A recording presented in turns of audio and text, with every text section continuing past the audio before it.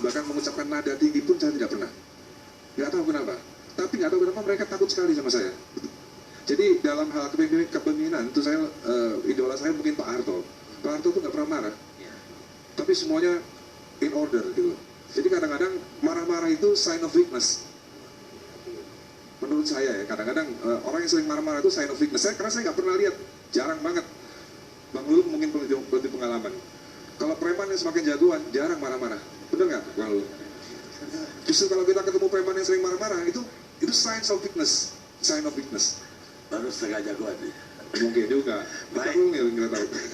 Sekarang pencalon yang lain, Pak Adi Hasan. Ya kalau ada lain lagi dari menteri belakangan saya nggak tahu jadi pengusaha atau jadi apa. Karena tertarik jadi gubernur DKI, ada apa gerangan? Ya saya kira saya begini. Terima kasih semuanya. Diundang juga datang di sini. Saya pada mulanya saya pikir saya sudah pernah menteri 5 tahun. Saya bergaul dengan Grace lama, dengan teman-teman di luar juga, kita sering lama.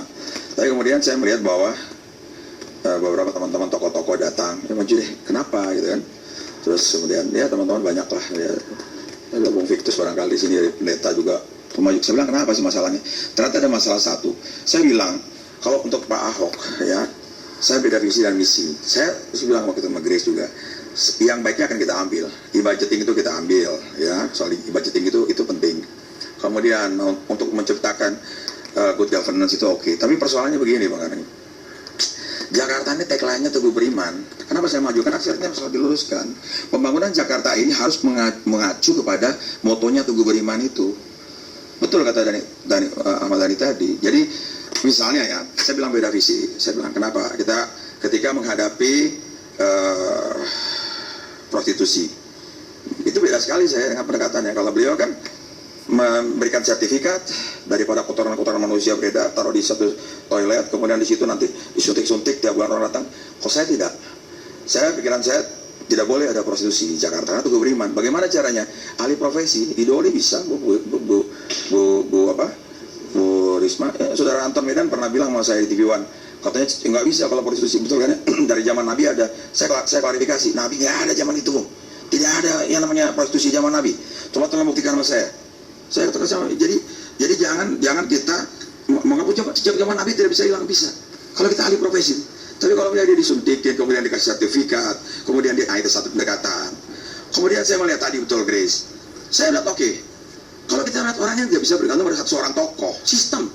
Kalau beliau Superman, saya super team. Bedanya. Kalau Superman sendiri single fighter, sedikit ganti pecat itu juga tidak. Jadi menurut saya yang perlu adalah human capital. Ya, Jakarta itu melihat potensi yang ada, lalu internal dan eksternal komunikasi itu perlu. Tadi Grace mengatakan 62% masyarakat Jakarta menyenangi loh kan, likabilitas. Tapi survei CSIS sama survei Cyrus Network itu hanya 43 kan Grace untuk elektabilitas. Kalau seandainya Pak Ahok seperti Ibu Risma gitu dengan tingkat popularitas 100%, kemudian elektabilitasnya itu sampai 85%, lalu elektabilitas 80%, nggak usah maju kita. Pasti pilih, tapi cuma 43%, dan itu masih declining. Jadi ini proses gitu. Artinya apa? Artinya ada 57% masyarakat Jakarta yang undecided voter, kan gitu. Jadi kenapa? Ada sesuatu berarti.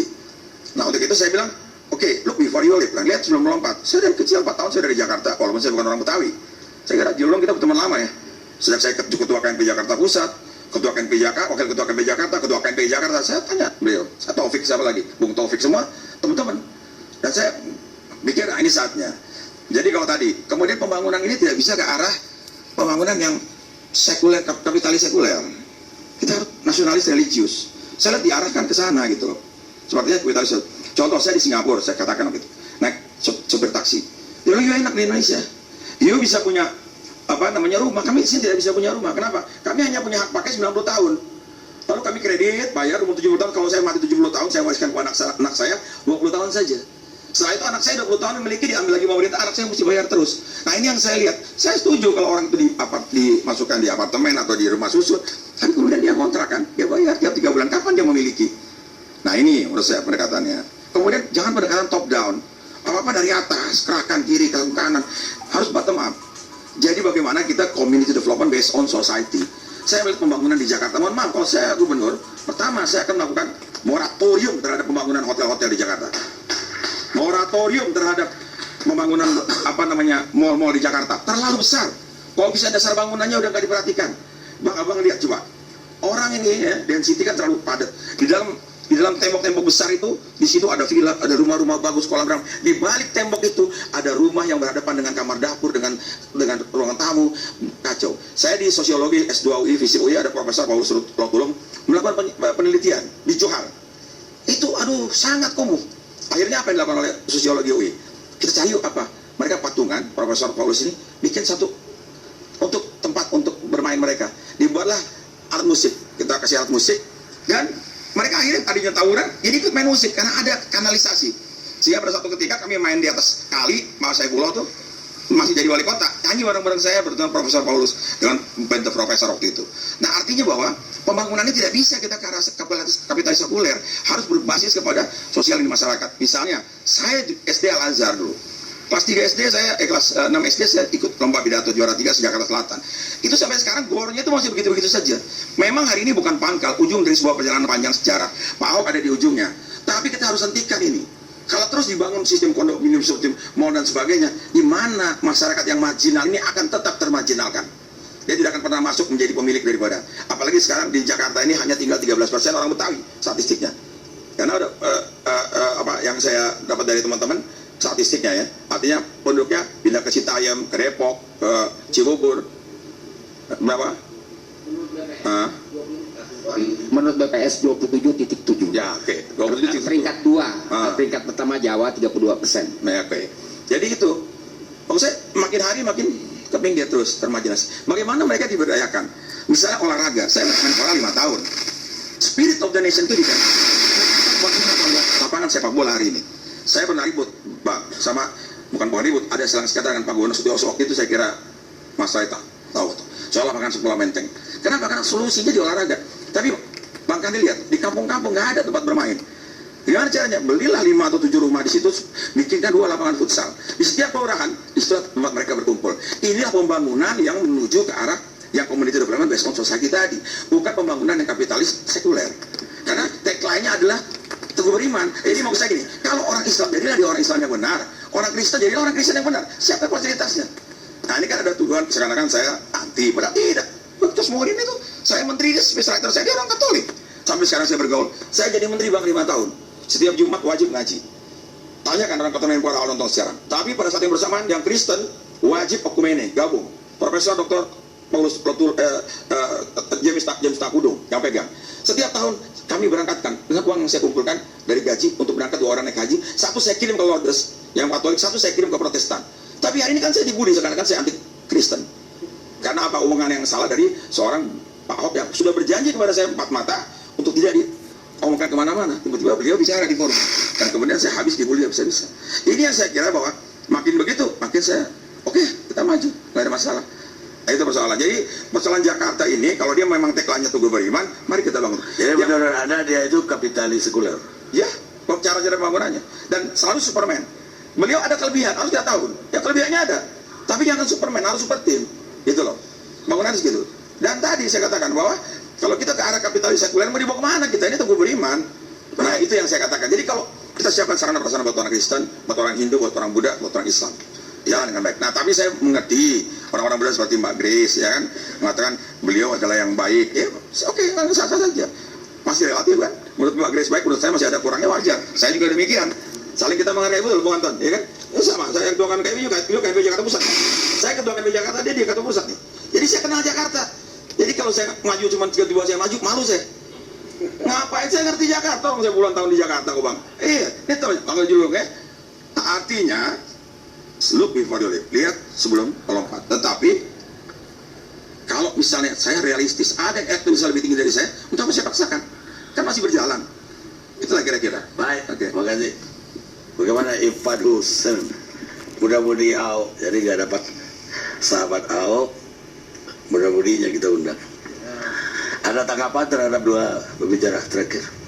Ya, mungkin saya mau menjelaskan terlebih dahulu terkait dengan muda-mudi Ahok. Kita memang adalah relawan yang awalnya kita kumpul-kumpul anak-anak muda yang akhirnya sepakat pada saat itu untuk sama-sama ingin mendukung Pak Ahok untuk kembali menjadi gubernur di Pilgub yang akan datang. Dan kami juga ini berkoordinasi dengan teman Ahok terkait dengan kegiatan-kegiatan yang bisa kita laksanakan di lapangan bersama-sama. Nah, mungkin sedikit tanggapan ini terkait dengan isu yang belakangan muncul yang memang dialamatkan terhadap relawan gitu, terkait dengan yang namanya deparpolisasi. Sebenarnya menurut kami itu tidak benar, karena yang kami lakukan ini kami juga tidak mempermasalahkan apabila Pak Ahok mau maju melalui partai politik ataupun melalui jalur perseorangan. Ini kan memang di undang-undang pun diatur demikian. Tapi yang memang kami coba sempat berbicara dengan beberapa kawan-kawan, memang ada beberapa kawan-kawan yang merasa sebenarnya ini adalah suatu kritik terhadap partai politik, bukan berarti kita menunjuk partai-partai tertentu, tidak. Tapi memang di dalam perjalanan ada beberapa kawan-kawan yang merasa bahwa jangan sampai justru ada yang namanya intrik-intrik terkait dengan rencana pencalonan Pak Ahok untuk maju sebagai cagup yang berikutnya, seperti itu. Untuk itulah, karena hal tersebut kami walaupun awalnya digagas oleh teman Ahok, tentunya kami ikut mensupport terkait dengan majunya Pak Ahok di dalam mudah-mudahan. Enggak, dia merujuk kepada unit lain. Dia sebut teman Ahok. Sependengaran saya selama ini sahabat. Kapan digantinya tuh teman jadi sahabat jadi teman? Memang teman. Enggak pernah sahabat. Tidak pernah sahabat. Yang melakukan pengumpulan KTP itu teman Ahok. Oh, ini sahabat. Masih ada tuh, katanya nggak ada. Kalau sahabat, saya rasa kita semua sahabat Ahok sih. Gitu. Ini soal nomenklatur ya. Soal nomenklatur. Kalau ya memang Bang, kalau terkait dengan yang mendukung Pak Ustadz Anton Medan, Al Ustadz, karena pesantrennya ada 3, itu menyebut sahabat. Anda menyebutnya teman. Ada soal apa di situ? Ya, mengenai relawan yang mendukung Ahok, saya rasa banyak ya. Bukan hanya, mungkin ada sahabat Ahok, ada teman Ahok, ada muda-mudi Ahok, ada juga dukung Ahok gubernur. Saya rasa seperti itu. Jadi, apalah disebut nama. Yang penting tujuan kita sama-sama ingin menjadikan kembali Pak Ahok untuk kembali sebagai gubernur yang akan datang. Nah, terkait dengan deparpolisasi, mungkin ingin kami jelaskan bahwa sama sekali dari relawan tidak ingin mendiskreditkan partai politik, tapi justru di sini memang kemarin pilihan akan kembali kepada Pak Ahok yang akhirnya memang memutuskan untuk lebih memilih maju bersama Pak Heru, ya tentunya melalui jalur perseorangan tanpa mendiskreditkan partai politik. Saya rasa seperti itu, karena dari relawan sama sekali tidak antipati terhadap partai politik. Ini adalah era demokrasi. Justru undang-undang yang memberikan ruang, memberikan pintu memang adanya tempat untuk jalur untuk perseorangan untuk maju, untuk ikut ambil bagian di dalam kontestasi pilgub. Mungkin itu ya. Ada nggak kepingin menanggapi tadi dari dua pembicara, yang satu bilang Ahok tidak pakai otak kirinya, pakai kanan toh, sementara satu lagi bilang dia itu sekuler, kapitalis sekuler. Ya begini, mungkin terkait dengan itu kan interpretasi dari masing-masing, sah-sah saja, silakan saja. Tapi kalau terkait dengan otak kiri dan otak kanan, saya rasa kita semua punya ketika melakukan sesuatu, ini adalah kombinasi dari otak kiri dan otak kanan begitu. Jadi tidak bisa dikatakan dia hanya memakai otak kanan atau otak kiri begitu. Jangan-jangan yang bicara juga kadang-kadang suka tidak pakai otak, itu bisa juga begitu. Jadi saya rasa harus jangan mendiskreditkan. Saya rasa kita tidak mendiskreditkan antara siapapun yang mau maju, karena semua memiliki kelebihan dan kekurangan. Otak kiri atau otak kanan ini tentunya di dalam menjalankan kebijakan dan apapun yang dilakukan, semuanya adalah kombinasi antara otak kiri dan otak kanan. Saya rasa seperti itu. Jadi ada beberapa hal di dalam fenomena teman Ahok atau sahabat Ahok atau apapun namanya tadi. Jadi yang pertama, saya perhatikan ketika ya di dalam pilkada itu atau di dalam pemilihan apa saja, baik pilpres, pilkada, siapapun yang mau mendukung itu seharusnya kita terima gitu, sebagai modal sosial gitu untuk dukungan itu. Tapi ini ada yang aneh, ketika partai politik mau mendukung mesti minta izin. Ini satu hal yang menurut saya agak aneh, dan seharusnya itu tidak terjadi gitu, kebalik gitu. Kemudian ada fenomena lain yang menurut saya juga agak menarik dan agak aneh, memaksakan diri ketika belum pasti, memaksakan diri untuk mengusung. Beda antara mendukung dan mengusung. Ketika mengusung, saya mendaftarkan sebagai kekuatan politik, saya mendaftarkan dan itu menjadi catatan di pemilu partai pendukung, partai pengusung. Kemudian yang lain mendukung, silakan gitu. Nah, ini ketika dalam pembicaraan dengan salah satu teman Ahok, tidak, kami mau mengusung. Silakan kalau partai politik mau mendukung, ikut kami gitu. Nah, ini yang menurut saya agak tidak biasa gitu. Ya, sementara di dalam situasi yang belum pasti gitu. Jadi sebenarnya persoalan dengan PDI Perjuangan tidak ada persoalan juga gitu. Ya silakan kalau mau mengusung. Ya kita kalau PDI Perjuangan sudah punya entry card, kalau mau menggunakan mari sama-sama gitu. Ya, yang mau ditanggapi apa? Nah, yang saya mau tanggapi ini di sini adalah sinyal-sinyal mengeliminir, mengesampingkan untuk Pak Ahok ya, untuk kasus Pak Ahok. Pak Ahok ini sebenarnya posisinya bagus untuk kita dukung gitu.